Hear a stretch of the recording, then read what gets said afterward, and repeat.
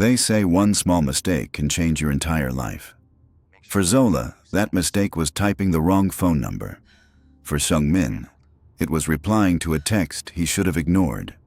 Neither of them knew that simple conversation would lead to gunfights, betrayal, and a love worth dying for. Zola's thumb hovered over the send button as she squinted at her phone screen. The number looked right. Well, mostly right. She'd added her cousin Lacidi's new American number to her contacts just yesterday, and tonight they were finally meeting for dinner after weeks of being too busy with work. She pressed send. "Hey, found this amazing Ethiopian place on 6th Street. Meet me at 8? I'm wearing that yellow dress you said makes me look like sunshine." The reply came faster than expected. "Wrong number, but Ethiopian food is good?" Zola's face went hot with embarrassment. She quickly typed back an apology, her fingers flying across the screen as she sat cross-legged on her small apartment couch in Austin, Texas. 3 months in America, and she was still getting used to everything. The long phone numbers, the busy streets, the 12-hour nursing shifts at the hospital that left her exhausted but fulfilled. "I'm so sorry. I must have typed it wrong. Please ignore that message." "No problem. The yellow dress sounds nice, though." Zola blinked. Was this stranger flirting with her? A small smile crept across her face. "Are you always this friendly with people who text you by accident?" "Only the ones who have good taste in restaurants. I know that Ethiopian place. Best Inhera in Austin." Something about his confidence intrigued her. Most people would have just said wrong number and stopped responding. Over the next hour, as Zola gave up on reaching Lacidi and heated up leftover rice for dinner, she found herself texting this mystery person. He was funny in a quiet way, asking her questions about herself without being creepy. His name was Seung-Min. He told her he worked in private security, which sounded both boring and interesting at the same time. She told him she was a nurse from Namibia, still finding her way in this huge American city where everything moved so fast. "Namibia," he'd texted. "Desert country, beautiful sand dunes. Never been there." "You know about Namibia?" Zola had written back, surprised. Most Americans she met couldn't even point to Africa on a map, let alone name countries. "I know a lot of things." That message should have sounded arrogant, but somehow it didn't. It sounded like a simple fact. Their texting continued over the next 2 weeks. Good morning messages, late-night conversations when Zola couldn't sleep after difficult shifts at the hospital. Seung-Min never asked for pictures or video calls, which she appreciated. There was something nice about just words, just getting to know someone's mind before anything else. Then, one Wednesday evening, after a particularly long day of dealing with sick children and worried parents, Zola was feeling bold. "We keep talking about that Ethiopian restaurant. Maybe we should actually go there together." She regretted it immediately. What was she thinking? He could be anyone. Dangerous, weird, married. Her phone buzzed. "Tomorrow, 7 p.m., I'll be there." Zola's heart did a strange flip in her chest. She stared at the message for a full minute before typing back. "Okay, how will I know it's you?" "You'll know."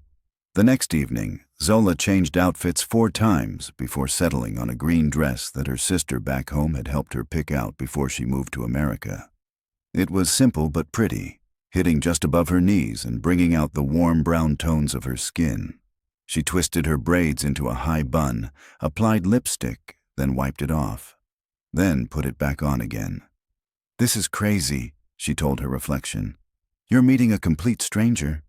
But her reflection just smiled back, looking more excited than scared. The restaurant was cozy and smelled like Berber spices and fresh bread.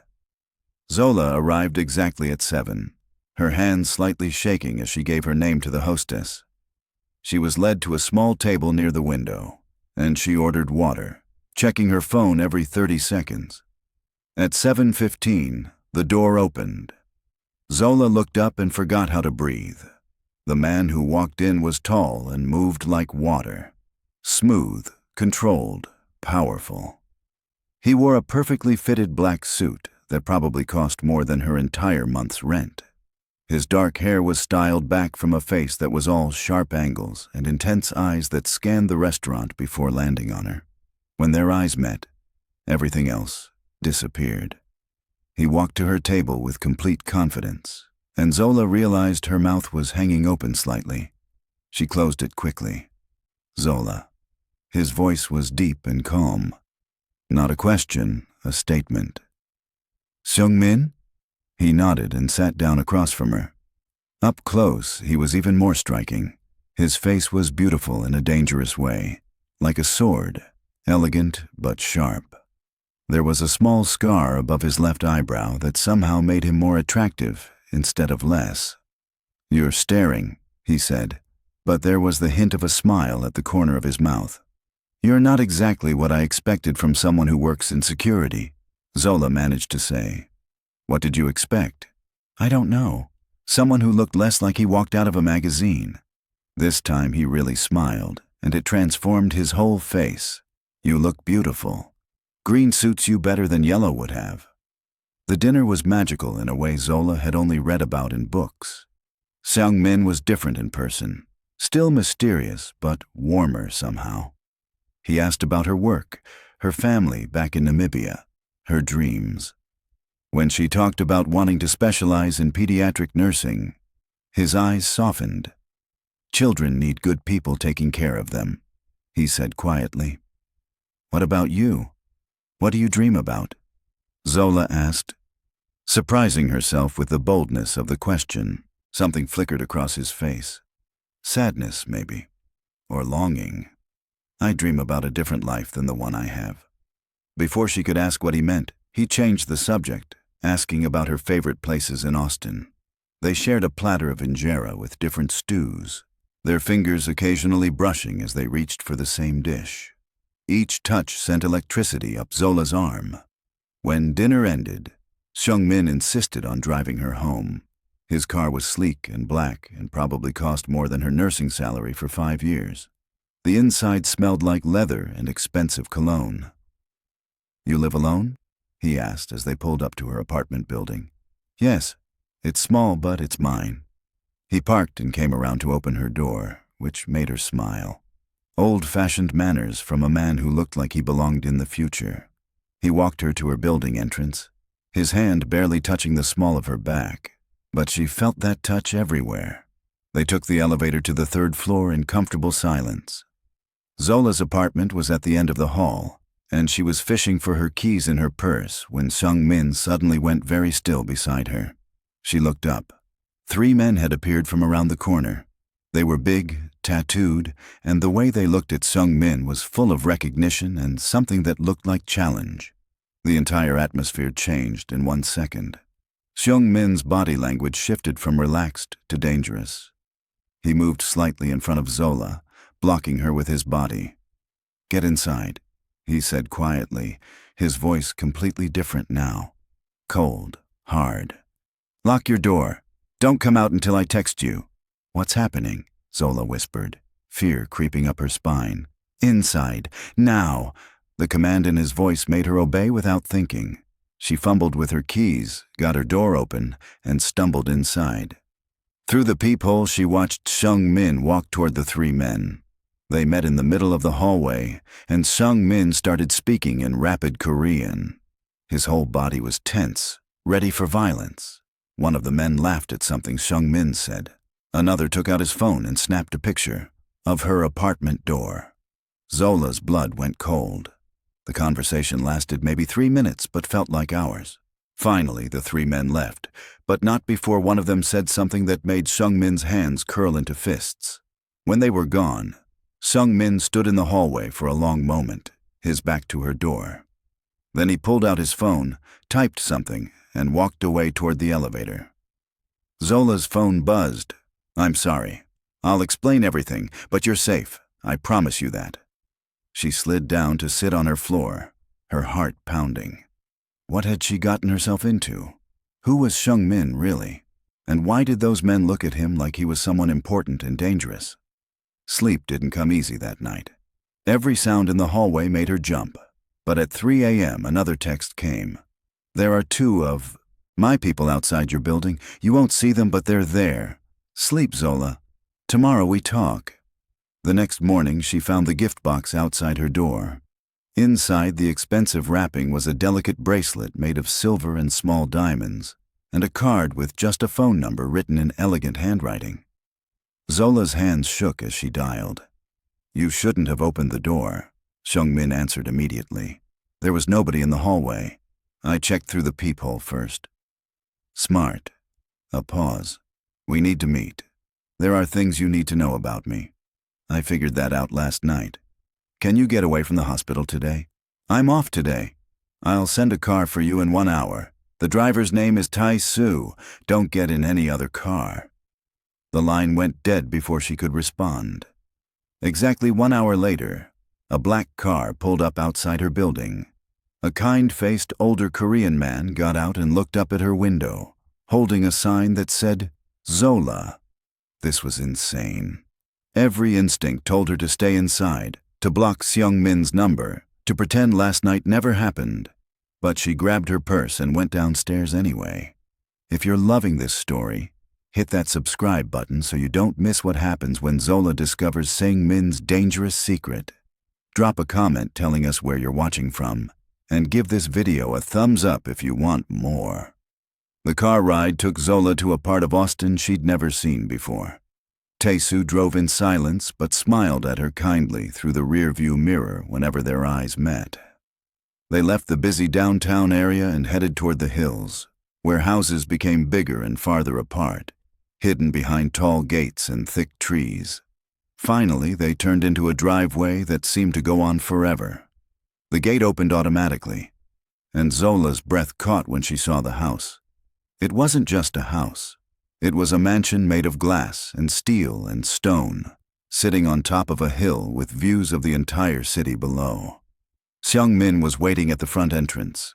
He'd changed from his suit into dark jeans and a simple black shirt that somehow made him look even more attractive.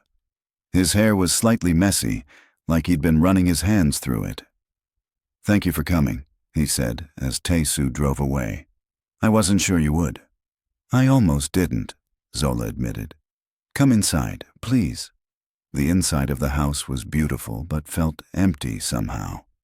Expensive furniture, perfect art on the walls, but no personal photos.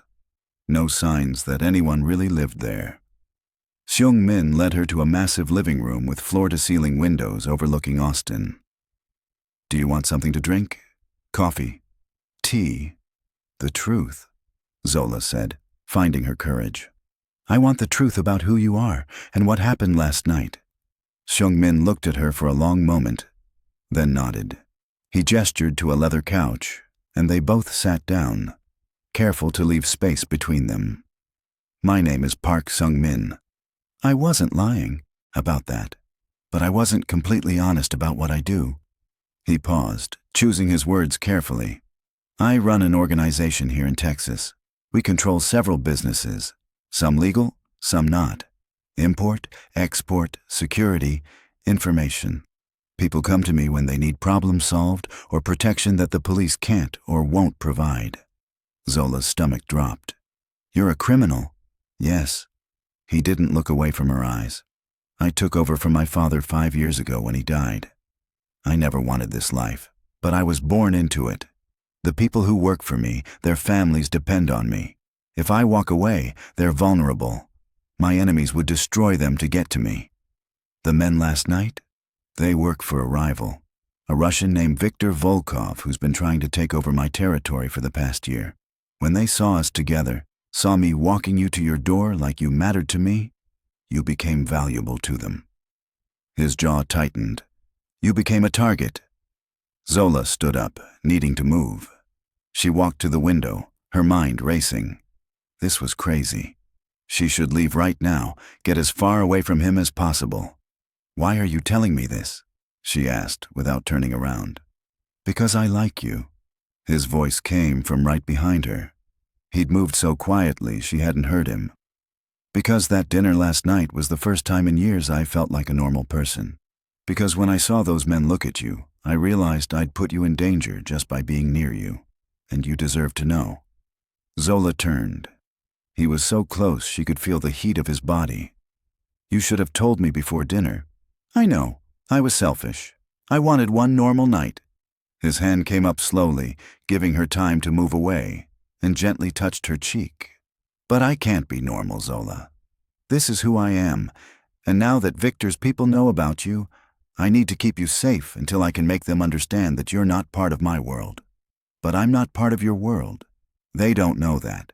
All they know is that Park Seung-Min, who never looks at women, who never brings anyone to dinner, who never shows weakness, was walking you to your door like you were precious."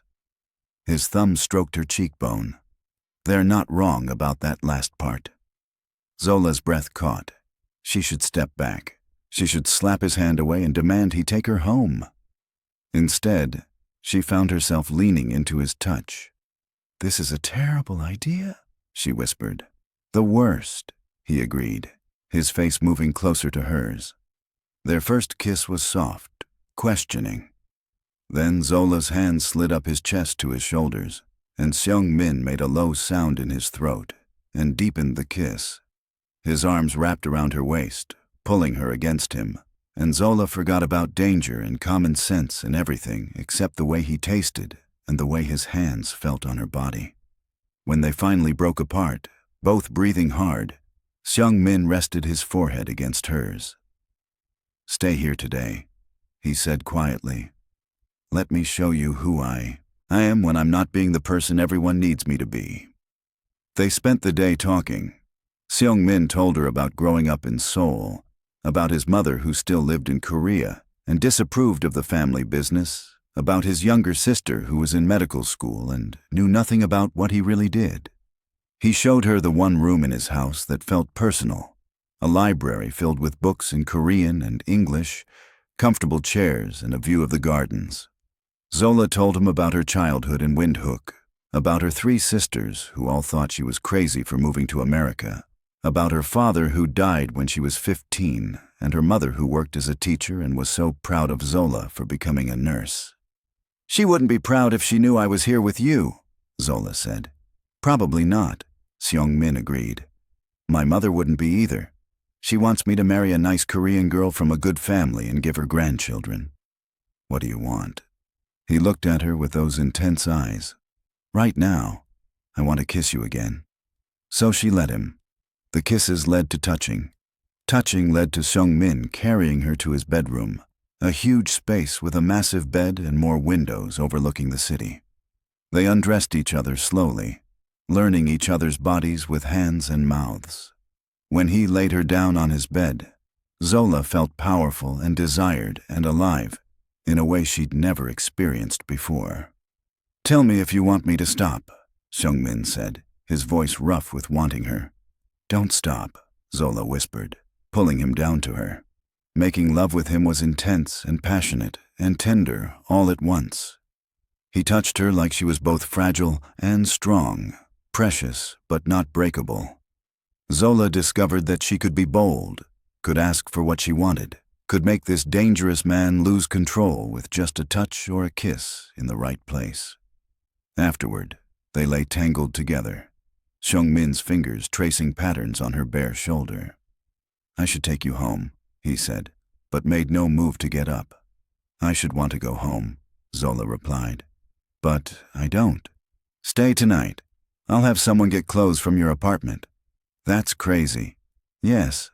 But she stayed anyway. Over the next week, Zola found herself living in 2 worlds. During the day, she was Nurse Zola, taking care of sick children at the hospital, eating lunch with her co-workers, being normal. At night, she went to Seung-Min's house, where armed men patrolled the grounds and expensive cars came and went at odd hours. She met his inner circle. Ji-woo was a tall woman with sharp eyes who served as Seung-Min's second-in-command. She looked at Zola like she was a puzzle to solve, but wasn't openly hostile. Tae-soo, the driver, turned out to be funny and fatherly, always making sure Zola ate enough. Young-ho was the tech expert, a nervous young man who blushed whenever Zola spoke to him. "They're wondering why you're here," Seung-Min told her one night as they cooked dinner together in his huge kitchen. I'm wondering the same thing, Zola admitted, chopping vegetables. He came up behind her, wrapping his arms around her waist and resting his chin on her shoulder. You make me feel human again, like I'm more than just the person who makes hard decisions and keeps everyone safe. You are more than that. Am I? He turned her around to face him. I've killed people, Zola. I've hurt people. I've made choices that keep me up at night. I know, she said simply, and I should probably run away from you. But when I'm with you, I feel more alive than I've ever felt. You make me braver. You make me want things I never let myself want before. Like what? Like this. She pulled his face down to hers and kissed him deeply. They didn't make it through cooking dinner. They made love right there in the kitchen, urgent and passionate, unable to wait even long enough to get to the bedroom. But happiness never lasted long in Seung-Min's world. The attack came on a Thursday. Zola was leaving the hospital after a long shift, tired and thinking about the hot shower waiting for her at Seung-Min's house. She'd started keeping clothes there, started thinking of it as home without really meaning to. She was walking through the parking garage when a black van screeched around the corner. 2 men jumped out, running toward her. Zola screamed and ran, her nurse's training kicking in. Assess, react, survive. She fumbled for her phone, but one of the men was faster. He grabbed her arm, yanking her backward. Then suddenly he wasn't holding her anymore. He was on the ground, and Tae-soo was there with another man she recognized from Seung-Min's house. They fought with brutal efficiency while the second attacker jumped back in the van and it sped away. Tae-soo helped Zola to her feet. Are you hurt? No, I'm okay. But she was shaking so hard she could barely stand. Come, we need to get you somewhere safe. Within minutes, Seung-Min's car pulled up, and he jumped out before it even stopped moving. He grabbed Zola and held her so tight she could barely breathe. I'm okay, she said into his chest. You're not okay. This is not okay. When he pulled back, his face was a mask of fury and fear. Victor is escalating. He knows you're important to me now. How does he know that? Because I haven't been careful enough, because I've been selfish, keeping you close when I should have sent you away. He looked at Tae-soo. Take her to the safe house, full security. No one in or out without my approval. No, Zola said firmly. I'm not going to hide while you deal with this. You don't have a choice. Yes, I do. You don't own me, Seung-Min. They stared at each other, and something shifted in his eyes. You're right. I don't. But I'm asking you, please, let me keep you safe. Just until I can end this. The word asking instead of commanding made all the difference. Zola nodded slowly. That night, from a safe house in the hills outside Austin, she watched news reports of a fire at one of Victor's warehouses. Seung-Min's message was clear. Touch what's mine, and I'll burn your world down. Her phone rang at midnight. Are you safe? Seung-Min's voice was tired. Yes, are you? I will be. Zola, I need to tell you something. What? I'm falling in love with you. I think I started falling the moment you sent that first text, and it terrifies me because everyone I love becomes a target. Zola closed her eyes, tears sliding down her cheeks. I'm falling in love with you too. And you're right. It's terrifying. When this is over, I'm getting out. I'm going to find a way to leave this life and build something real with you. I promise. Don't make promises you can't keep. I never do. But 2 days later, everything got worse. Young-ho had been feeding information to Victor, not by choice. Victor had kidnapped his younger sister and was threatening to kill her unless Young-ho spied on Seung-Min. When Seung-Min discovered the betrayal, Zola watched him make an impossible choice. He could kill Young-ho as a traitor, which was what his organization's rules demanded. Or he could show mercy and look weak. Save the sister, Seung-Min ordered Ji-woo, and get Young-ho out of Texas. He can never come back, but he and his sister live. That's the deal. After Young-ho left, broken and grateful, Ji-woo confronted Seung-Min. You're getting soft. The others are noticing. Let them notice, Seung-Min said quietly. I'm tired of being hard. But Victor had set a trap. He'd known Seung-Min would come for the sister. When Seung-Min's team arrived at the warehouse where she was being held, Victor's men were waiting. The gunfight lasted 10 minutes. 3 of Seung-Min's people were badly hurt. Seung-Min himself took a bullet to the shoulder but kept fighting until they got the girl out safely. Zola got the call at 2 a.m. Seung-Min was hurt but alive. She broke every rule and drove from the safe house back to Austin, her heart in her throat the whole way. When she got to his house, he was sitting in the kitchen while a doctor stitched his shoulder. Blood stained his torn shirt. His face was pale, but his eyes were alert. "I told you to stay at the safe house," he said when he saw her, "and I told you that you don't own me." Zola pushed past the doctor and took Seung-Min's face in her hands. "Don't you ever scare me like that again." "I can't promise that." "Then I'll just have to get used to being scared." After the doctor left, Zola helped him shower and cleaned the blood from his skin with gentle hands. They made love carefully, mindful of his injury, and it was different this time. Slower, more emotional, like they were both trying to memorize each other. "I meant what I said," Seung-Min told her as they lay together in his bed. "When this ends, I'm out. I'm going to marry you and give you the normal life you deserve." "I don't want normal anymore," Zola whispered. "I just want you, whatever that looks like." Outside, dawn was breaking over Austin. Somewhere in the city, Victor was planning his next move. But in that moment, wrapped in each other's arms, Zola and Seung-Min pretended they had all the time in the world. This story is getting intense. Hit that like button if you're Team Zola and Seung-Min, and subscribe so you don't miss the next incidents where everything explodes. Comment below and tell us if you think they'll survive what's coming. Moving into Seung-Min's house wasn't a decision Zola made so much as something that just happened. After the attack in the hospital parking garage, going back to her small apartment felt impossible. Her toothbrush appeared in his bathroom. Her scrubs hung in his closet next to his expensive suits. Her favorite tea showed up in his kitchen cabinets. "You're living with a crime boss," her cousin Lasidi said over video call one Sunday morning. "Have you lost your mind?" "Probably," Zola admitted, looking out at the view of Austin from Seung-Min's bedroom. "But I've never been happier. Until someone shoots you." "Thanks for the support." But Lasidi's worry was valid. Living with Seung-Min meant seeing the reality of his world up close. She saw the late-night meetings in his office, heard the tense phone conversations in Korean that made his jaw tight with stress. She watched him come home with bruised knuckles and wouldn't quite meet her eyes. One night she found him on the balcony at 3 a.m., staring at the city. "Can't sleep?" she asked, wrapping her arms around him from behind. "I keep thinking about the choices I made today." His voice was hollow. "A man stole from me.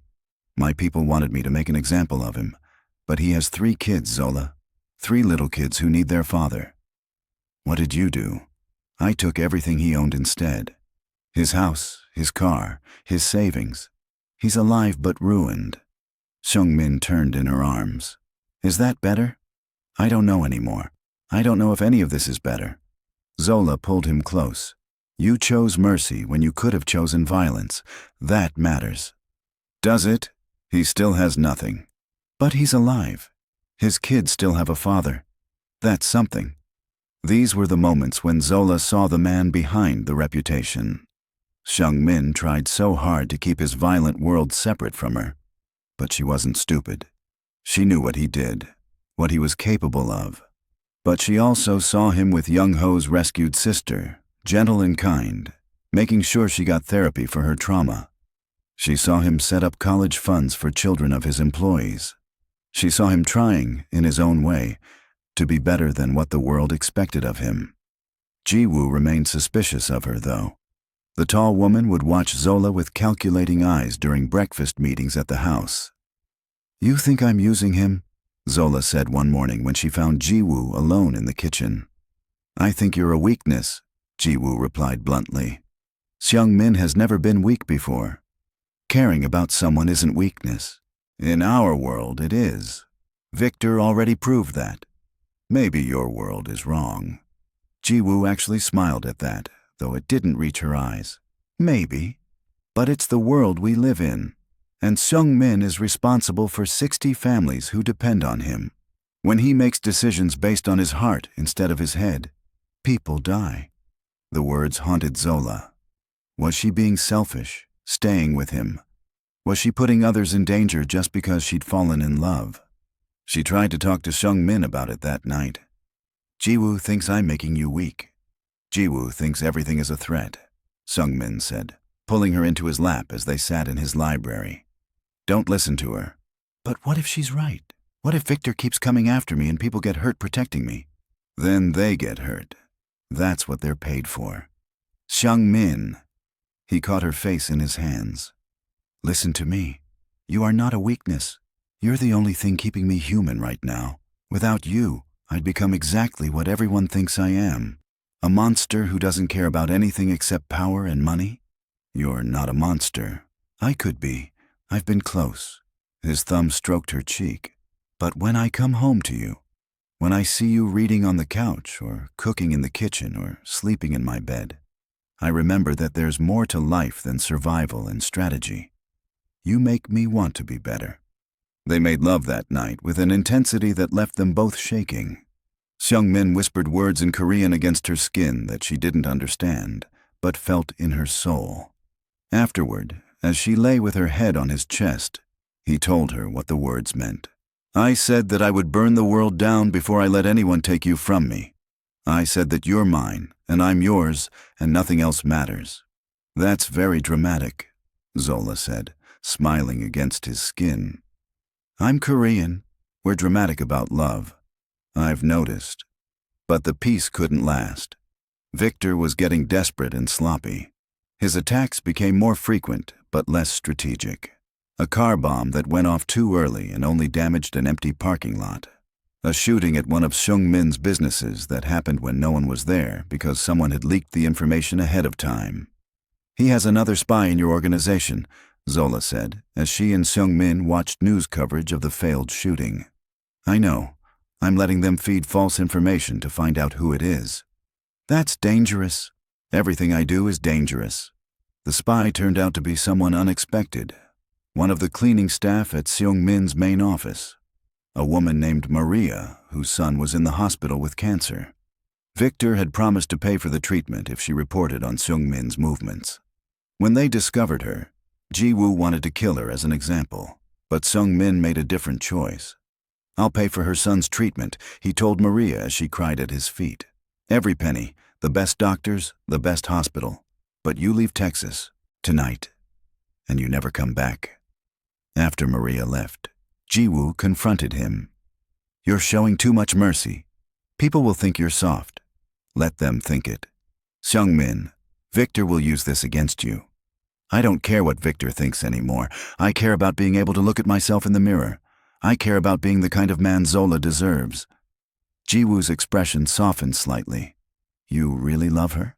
More than anything. Then end this war before she pays the price for it. But ending the war meant making alliances.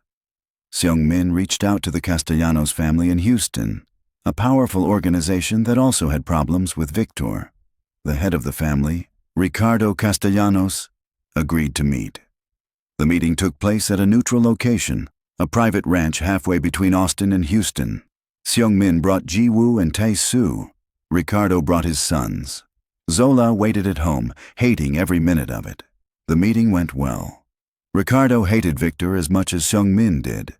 They agreed to work together to eliminate the Russians' influence in Texas once and for all. When Seung-Min returned that night, he looked lighter somehow. We have a plan. In 1 week, this ends. And then what? Then I keep my promise. I get out of this life and we build something real together. That week felt like a lifetime. Seung-Min was gone more than he was home, planning and strategizing. Zola went back to work at the hospital, needing the normalcy of caring for sick children and worried parents. But she couldn't stop thinking about what was coming. The night before the final confrontation with Victor, Seung-Min came home early. He'd brought flowers and wine and ingredients for her favorite Namibian dish that he'd somehow learned to cook. They cooked together, laughing and stealing kisses. They ate dinner on the balcony watching the sunset over Austin. They danced in the living room to slow music with no words. And then they went to bed and loved each other like it might be the last time. "Promise me you'll be careful tomorrow," Zola whispered as Seung-Min moved inside her, their bodies perfectly in sync. "I promise," he said, but they both knew it was a lie. There was no being careful in what he was about to do. Afterward, they lay tangled together, neither wanting to sleep because sleeping meant morning would come faster. "If something happens to me," Seung-Min started. "Don't. If something happens, Ji-woo has instructions. You'll be taken care of. Money, protection, everything." "I don't want money. I want you." "I know, but I need to know you'll be okay if the worst happens." Zola turned his face toward hers. "Nothing is going to happen. You're going to end this war, and then we're going to have that normal life you promised me. We're going to get married and have babies and grow old together." "Say that again." "Which part?" "The part about babies." Zola smiled through her tears. "You want babies? With you?" "Yes. I want everything with you." They made love again, slower this time, savoring every touch and kiss. When they finally slept, wrapped around each other, Zola dreamed of a future where Seung-Min wore jeans instead of suits, and they pushed a stroller through a park without armed guards following them. She woke up to an empty bed. The sun was just rising. On the pillow next to her was a note in Seung-Min's handwriting. "I love you. Wait for me. I'm coming back to you. Always. SM." Zola held the note to her chest and prayed to every god she could think of to keep him safe. Ji-woo came to the house at noon with updates. The meeting with Victor was set for 3 p.m. at an abandoned warehouse complex outside Austin. Both sides knew it was a trap. Both sides were prepared for war. "Let me come with you," Zola begged. "Absolutely not," Ji-woo said firmly. "You stay here where it's safe." But at 2 p.m. Zola made a decision. She couldn't sit in this house waiting to find out if the man she loved was alive or dead. She grabbed her car keys and drove toward the warehouse address she'd overheard Ji-woo mention. She parked a mile away and approached on foot, her heart pounding. She could hear gunfire before she saw the warehouses. She could smell smoke. And then she saw him. Seung-Min, in the middle of the chaos, fighting with controlled precision. He was magnificent and terrifying, moving like violence was a dance he'd perfected. Then she saw Victor raise a gun, aiming at Seung-Min's back while he was distracted. Zola screamed his name. Everything happened in slow motion. Seung-Min turned.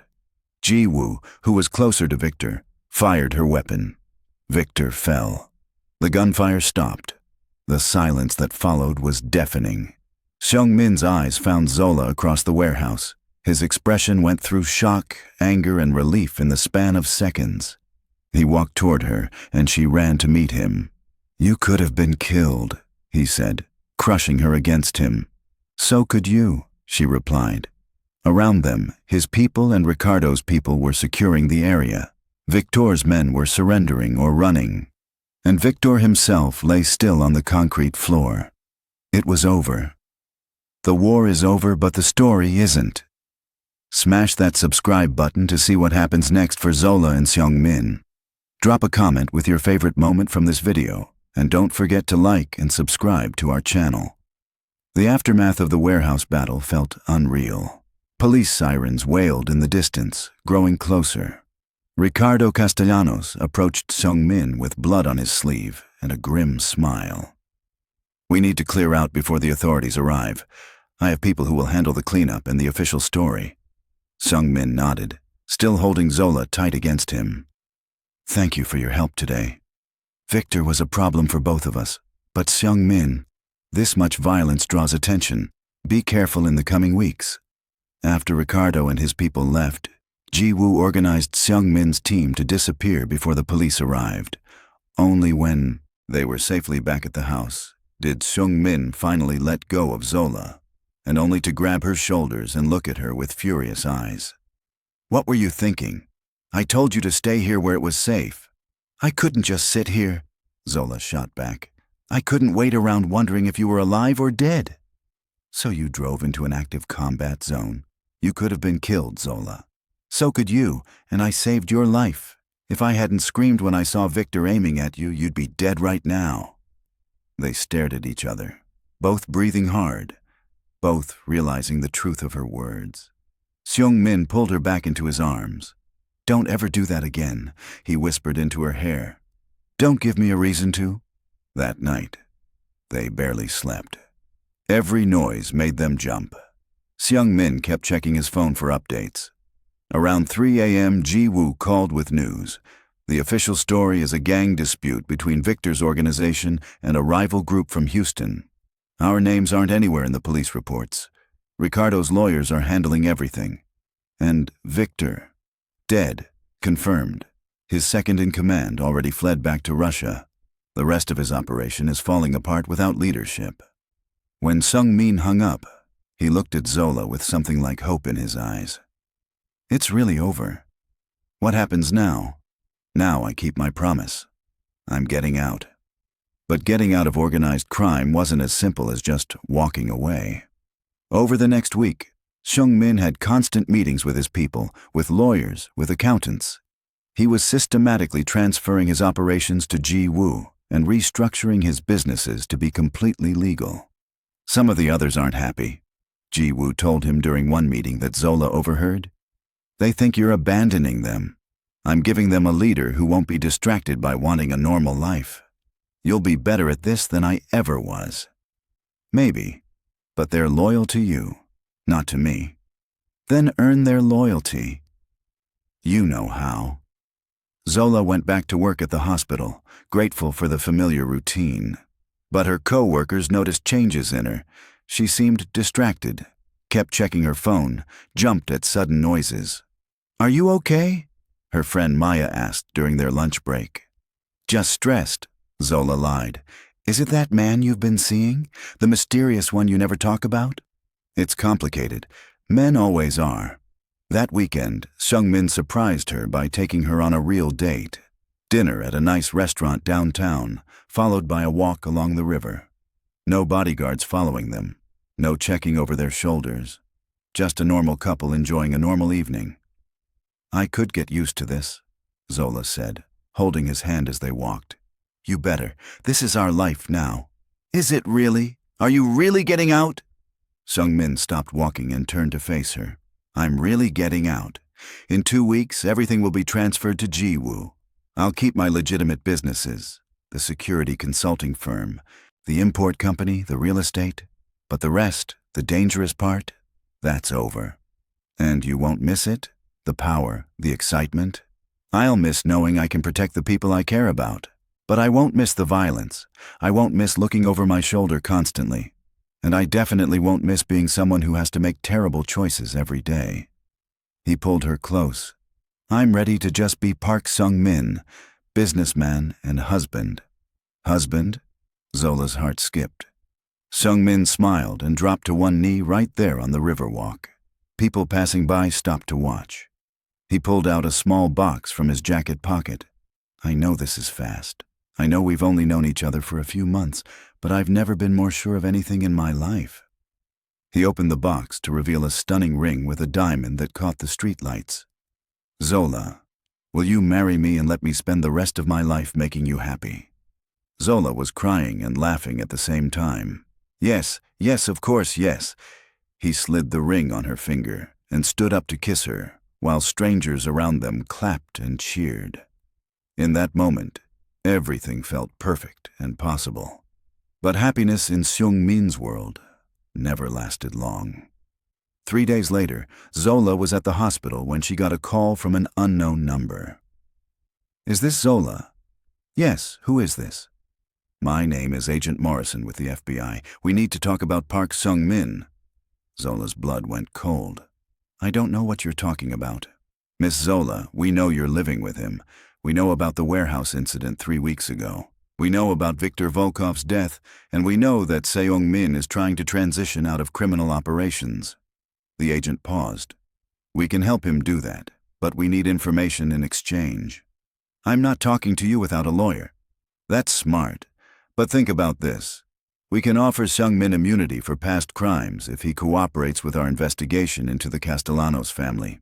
They helped him with Victor, but they're also involved in trafficking and other serious crimes. We want them, not him. He would never betray people who helped him, even if refusing means he goes to prison, even if it means you two can never have that normal life he promised you. The call ended, leaving Zola shaking. She immediately called Seung-Min. The FBI just contacted me. They want you to testify against Ricardo Castellanos. The silence on the other end lasted too long. Come home, we need to talk. When Zola got to the house, Seung-Min, Ji-woo, and a lawyer she'd never met were waiting in his office. They contacted me too, Seung-Min said.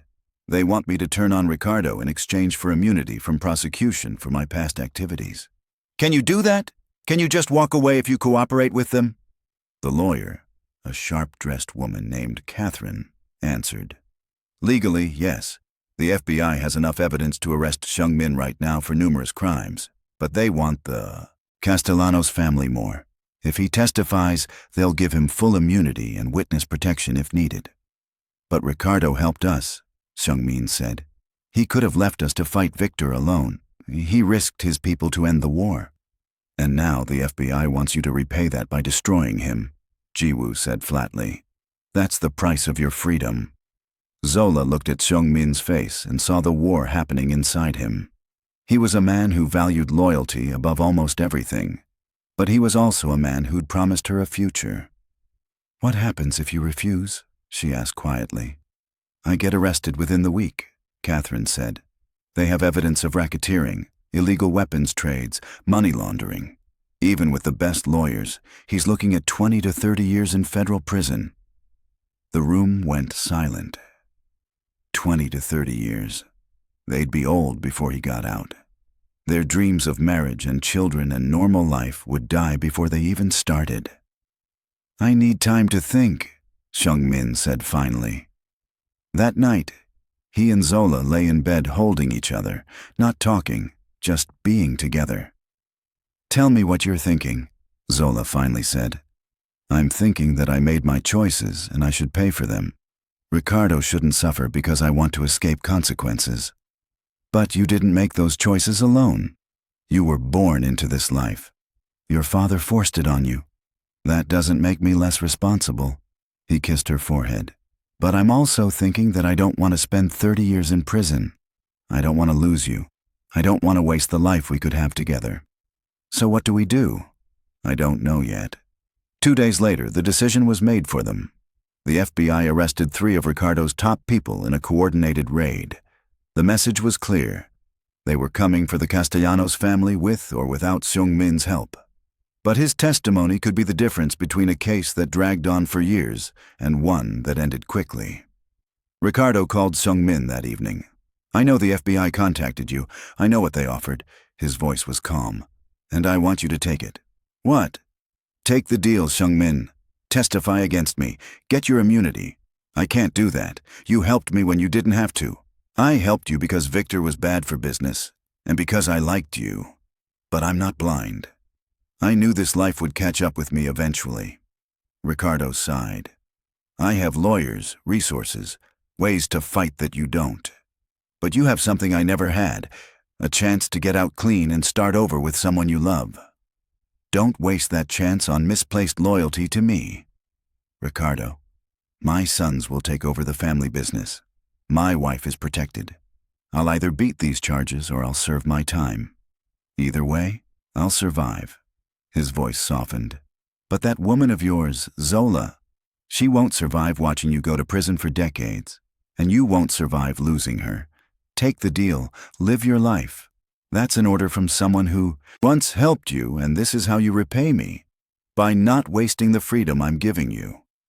The call ended before Seung-Min could argue further. The next morning, Catherine contacted Agent Morrison to accept the deal. Seung-Min would provide testimony and evidence against the Castellanos organization in exchange for full immunity from prosecution. How do you feel? Zola asked him afterward. Like I betrayed someone who didn't deserve it, but also relieved, and guilty about feeling relieved. He pulled her into his arms. Is this what normal people feel like all the time? This constant uncertainty about whether they're doing the right thing? Welcome to being human, Zola said softly. Over the next month, Seung-Min worked with FBI agents, providing information and preparing for testimony. Ji-woo officially took over his criminal operations, though she promised to transition everything to legitimate businesses within a year. You really did it, she told Seung-Min during their final meeting. You actually got out. It doesn't feel like winning. That's because you have a conscience. It's annoying, but it's also why people followed you. She almost smiled. Be happy, boss.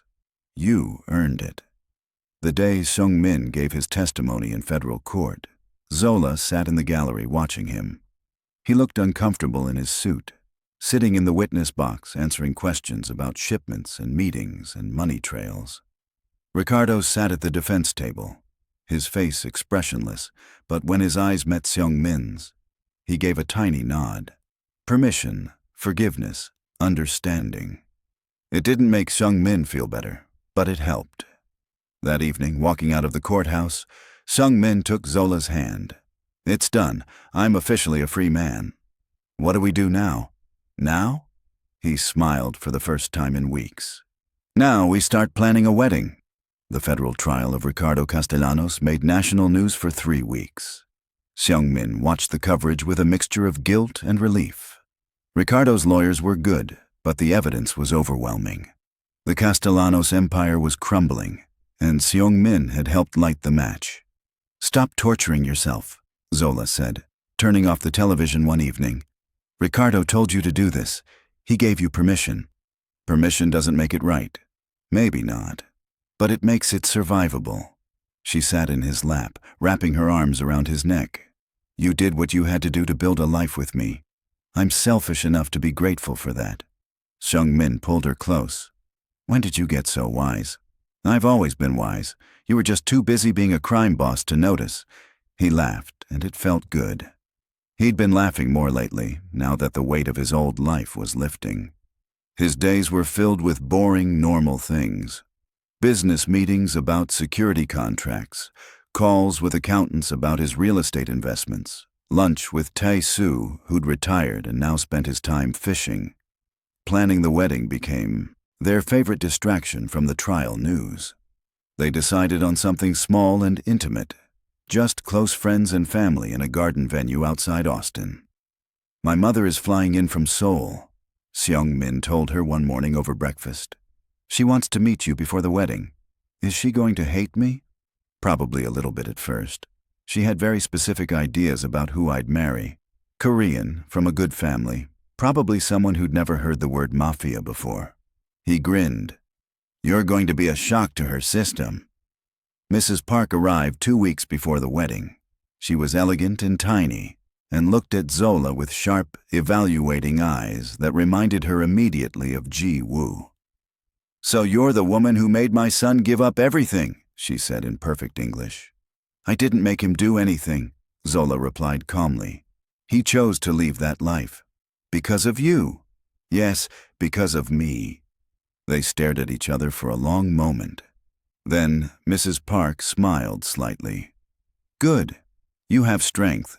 You'll need it, being married to my stubborn son. The ice broken. Mrs. Park turned out to be funny and warm. She helped Zola pick out wedding decorations and shared embarrassing stories about Seung-Min as a child. She also cried when Seung-Min showed her the new office for his legitimate security consulting business. I'm proud of you, she told him in Korean, which Zola was slowly learning. Your father would never have had the courage to leave, but you did. Zola's family arrived 3 days before the wedding. Her mother, her 3 sisters, and her aunt, who'd helped raise her. They filled the house with noise and laughter and Namibian food that made Zola homesick and happy at the same time. He's very handsome, her sister Keisha whispered as they watched Seung-Min talk with their mother. And rich. And he looks at you like you're the only person in the world. I got lucky, Zola admitted. No, you were brave enough to take a chance on something scary. That's not luck, that's courage. The night before the wedding, Zola's mother pulled her aside. Are you sure about this? About him. It's not too late to change your mind. I'm sure, Mama, he's a good man. He was a criminal. He was, but he's not anymore. People can change. Her mother studied her face for a long moment. You love him. More than I thought it was possible to love someone. Then that's enough for me. She hugged Zola tight. Just promise me you'll be happy. I promise. The wedding day dawned clear and warm. The garden venue was decorated with flowers in shades of yellow and green, Zola's favorite colors. White chairs were set up facing an arch covered in roses. In the bride's room, Zola's sisters helped her into her dress, a simple white gown that fit her perfectly. Her mother placed a traditional Namibian beaded necklace around her neck, something old from her grandmother. You look beautiful, Keisha said, tears in her eyes. Zola looked at herself in the mirror. She did look beautiful, but more than that, she looked happy. In the groom's room, Tai-Su helped Seung-Min with his tie while his mother fussed over his suit. Nervous? Tai-Su asked. Terrified, Seung-Min admitted. What if I'm not good at being a husband? What if I can't make her happy? You've spent 6 months getting out of organized crime for her. I think you'll figure out how to be a good husband. The ceremony was small but perfect. Ji-woo attended, looking uncomfortable in a dress but smiling genuinely.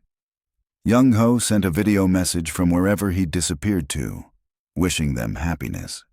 Even Catherine the lawyer came, bringing an expensive gift and a hug for Zola. When the music started and Zola walked down the aisle on her mother's arm, Seung-Min forgot how to breathe.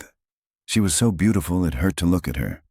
And she was choosing him, choosing this life with him, despite everything he'd been and everything he'd done. The ceremony itself was a blur. They'd written their own vows, and when it was Seung-Min's turn to speak, his voice shook slightly. Zola, you sent me a text by accident and changed my entire life. You made me want to be better, to do better, to deserve the way you look at me. I promise to spend every day earning your trust and your love. I promise to be honest with you, to protect you, and to build the life we dream about together. I promise to be worthy of the gift you're giving me today. Zola was crying before he finished. When it was her turn, she took a deep breath.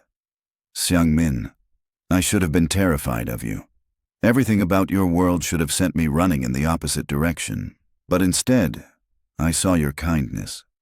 I saw your strength. I saw a man trying so hard to be good in a life that made being good almost impossible. She squeezed his hands. You make me braver than I knew I could be. You make me want things I never let myself want before. I promise to stand beside you in whatever comes. I promise to love you through the easy days and the hard ones. I promise to build our forever starting right now. When the officiant pronounced them husband and wife, Seung-Min kissed her like they were the only two people in the world. Everyone cheered, but neither of them heard it. The reception was joyful and loud. Zola's family taught Seung-Min traditional Namibian dances, and he taught them Korean ones. Mrs. Park and Zola's mother bonded over their shared experience of worrying about their children. Ji-woo got tipsy and told embarrassing stories about Seung-Min's early days in the organization. As the sun set, Seung-Min pulled Zola away from the party to a quiet corner of the garden. Happy? He asked. Ridiculously happy, she replied, resting her head on his shoulder. How about you? I didn't know I could feel like this. Like everything I went through, all the terrible things, they were worth it because they led me to you. That's very poetic for a former crime boss. I'm a romantic former crime boss. They swayed together to the music drifting from the reception, just enjoying being married, being together, being free. 6 months later, life had settled into a comfortable rhythm. Seung-Min's security consulting business was thriving. Turned out that former criminals made excellent security consultants because they knew how criminals thought. Zola had started working in pediatric care full-time and loved every exhausting minute of it. They'd bought a smaller house than Seung-Min's mansion. Still nice, but more like a home than a fortress. They had neighbors who waved hello and invited them to barbecues. They had boring problems like the lawnmower breaking and the dishwasher leaking. It was gloriously, wonderfully normal. One Sunday morning, Zola woke up feeling queasy. She'd been feeling off for a few days, tired and emotional. When she realized she'd missed her period, her heart started pounding. She took the test while Seung-Min was out running. When he came back, sweaty and happy, she was sitting on the kitchen counter holding the positive pregnancy test. "I have news," she said, her voice shaking. Seung-Min looked at the test, then at her face, then back at the test. His expression cycled through shock, fear, joy, and terror before landing on pure happiness. "We're having a baby?" His voice cracked on the last word. "We're having a baby." He crossed the kitchen in 2 steps and pulled her into his arms, lifting her off the counter and spinning her around. When he set her down, he was crying. "I'm going to be a father." "You're going to be an amazing father." "I don't know how. I don't know anything about babies." "We'll figure it out together. That's what we do." That night, they lay in bed with Seung-Min's hand on Zola's still flat stomach, talking about baby names and nursery colors and whether they wanted to know the gender before the birth. "I'm terrified," Seung-Min admitted. "What if I mess this up? What if I can't protect them?" "You'll protect them by being a good father, by showing them love and teaching them right from wrong, by being the man you are now, not the man you used to be. What if my past catches up with us? What if someone from my old life comes after our child? Then we'll deal with it together. But Seung-Min, you can't live your whole life afraid of what might happen. Victor is dead. Ricardo is in prison. Ji-woo runs a mostly legitimate operation now. Your past is just that, past." He pulled her closer. "How did I get so lucky to find you?" "You didn't find me. I texted you by accident, remember? Best accident in the history of accidents." The next morning, Seung-Min woke Zola up with breakfast in bed and an announcement. "I'm starting a foundation for children who have parents in prison or parents involved in crime. I'm going to fund after-school programs, counseling, college scholarships. Everything I wished I'd had growing up." Zola's eyes filled with tears. "That's perfect. I can't change what I was, but maybe I can help kids avoid becoming what I became." Over the next months, as Zola's belly grew, Seung-Min threw himself into the foundation work with the same intensity he'd once applied to running criminal operations. He hired social workers, partnered with schools, raised money from legitimate sources. Ji-woo called one day with news. Ricardo got out early. Good behavior, and his lawyers found some procedural errors in the trial. He wanted you to know he doesn't blame you. "Is he coming after me?" "No, he's retiring to Mexico with his wife. He said to tell you congratulations on the baby and that you made the right choice." The relief Seung-Min felt was overwhelming. That last piece of guilt could finally be released. The baby came on a Tuesday morning in April. Labor was long and difficult, and Seung-Min nearly drove the nurses crazy with his worrying and hovering. But when their daughter was finally born, tiny and perfect with a head full of dark hair, everything else disappeared. "She's beautiful," Seung-Min whispered, holding her with trembling hands. "She's perfect." "What should we name her?" Zola asked, exhausted but happy. They'd argued about names for months. Korean names, Namibian names, American names. Nothing had felt right. But looking at their daughter's face, Seung-Min knew. "Hope. We should name her Hope, because that's what she is. Hope for a better future. Hope that we can be better than our pasts. Hope that love is stronger than violence. Hope Park." Zola tested the name. "I like it. Hope Naledi Park." Naledi meant star in her mother's language. "Hope Naledi Park," Seung-Min repeated, looking at his daughter with wonder. "Welcome to the world, little one. We're going to give you the best life we possibly can." 3 months later, on a lazy Saturday afternoon, Seung-Min and Zola sat in their backyard. Hope was sleeping in Zola's arms. The sun was warm. Birds were singing. In the distance, they could hear their neighbors laughing at some party. "Do you ever miss it?" Zola asked quietly. "The excitement, the power." Seung-Min thought about it honestly. Sometimes I miss knowing I could solve any problem with money or force. But then I look at this, at you, at hope, at our boring normal house in our boring normal neighborhood. And I realize this is what I was looking for my whole life. I just didn't know it. No regrets, only that I didn't meet you sooner. Everything else, even the terrible parts, led me here. So no regrets. Zola leaned over and kissed him, careful not to wake the baby. I love you, Park Seung-Min. I love you too, Zola Park. Forever. Forever, she agreed. Their story had started with a wrong number, the accidental text that neither of them expected. It had led them through danger and violence, through impossible choices and painful sacrifices. But it had also led them here, to peace, to love, to a family they'd built together despite everything trying to tear them apart. In the end, sometimes the best things in life come from the mistakes we make. Sometimes the scariest risks lead to the greatest rewards. And sometimes a simple wrong number can change everything. Seung-Min looked at his wife and daughter, at the home they'd made, at the life they were building. He thought about the boy he'd been in Seoul, trapped in a life he never wanted. He thought about the man he'd become in Texas, powerful but lonely and dangerous. And then he thought about the man he was now, a husband, a father, a businessman trying to make the world a little better. Thank you, he said to Zola. For what? For texting the wrong number, for being brave enough to meet me anyway, for loving me when I didn't deserve it, for giving me this life. You gave me this life too, Zola reminded him. We built it together. Together, he agreed.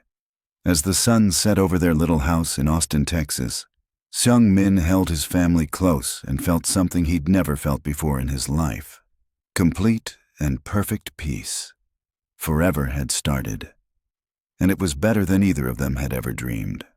Thank you so much for watching Zola and Seung-Min's incredible love story.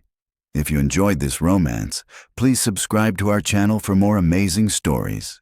Hit that like button and comment below telling us where you're watching from and what your favorite part of this story was. We love hearing from you. If you are Theme Zola, hit the subscribe button. Your support really means a lot to me.